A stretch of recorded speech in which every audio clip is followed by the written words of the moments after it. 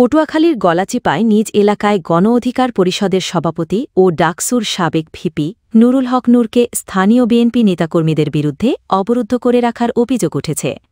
বৃহস্পতিবার রাতে উপজেলার বকুলবাড়িয়া ইউনিয়নের পাতাবুনিয়া এলাকায় আয়োজিত একটি স্মরণসভায় অংশ নিয়ে ফেরার পথে ভিপি নুরুল হক নূর অবরুদ্ধ হন।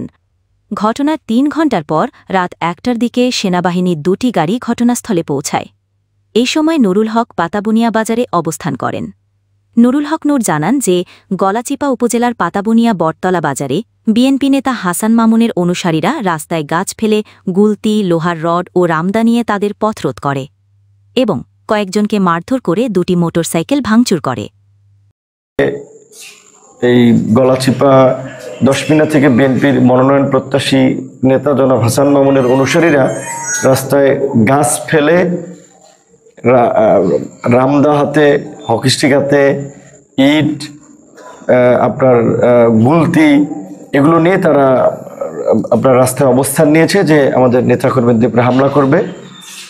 আমাদের কিছু সাধারণ কর্মীরা পরিস্থিতি দেখার জন্য যাচ্ছিলেন। সেই সময় ২টি মোটরসাইকেল তারা আগুন দিয়ে পুড়িয়ে দেয়, আরও ৫-৭টি মোটরসাইকেল ভাঙচুর করে, বেশ কয়েকজন নেতাকর্মীকে আহত করে। এই ঘটনার পরপর গণ অধিকার পরিষদের বিক্ষুব্ধ নেতাকর্মী চরবিশ্বাস ইউনিয়ন বিএনপির কার্যালয় ভাঙচুর করে।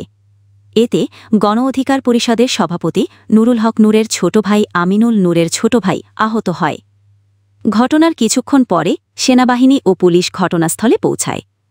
তাদের পাতাবুনিয়া বাজারে বসিয়ে রাখার পর সেনাবাহিনী ও পুলিশের পক্ষ থেকে নিরাপত্তা দিতে অপারগতা জানায় এবং নূর ও তার নেতাদের গলাচিপা এলাকা ত্যাগ করে পটুয়াখালী জেলা শহরে যেতে।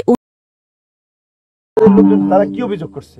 না, তারা আপনি আসছেন এখানে, আমরা অবরুদ্ধ এই কারণে প্রোগ্রাম নামে অভিযোগ ওরা করেছে। কি অভিযোগ করছে? ওরা অভিযোগ করেছে আপনি রাস্তায় রামদো লাঠি সোটা নিয়ে পুরো গলাচিপা 10 মিনিট পত্রপত্রিকা নিউজ দিয়েছে, টেলিভিশনে আপনি দেখছেন। আপনারা একটা অ্যাকশনের সব মুইতে চুইনা দৌড়াইতো, আপনারা কিছু করছেন? আপনারা বসে রয়েছেন এখানে। আপনারা আমাদেরকে নরম পায়, আমাদের ভাই এই রোড দিয়ে যান, বিকল্প রোড যান। আমি আমার বাসায় যাবো না, পালাই যাবো, ঠিক আছে? আপনাদের দরকার নেই প্রোটেকশন, আপনাদের আমাদের নিরাপত্তা আমরাই নিয়ে আর কি। আপনারা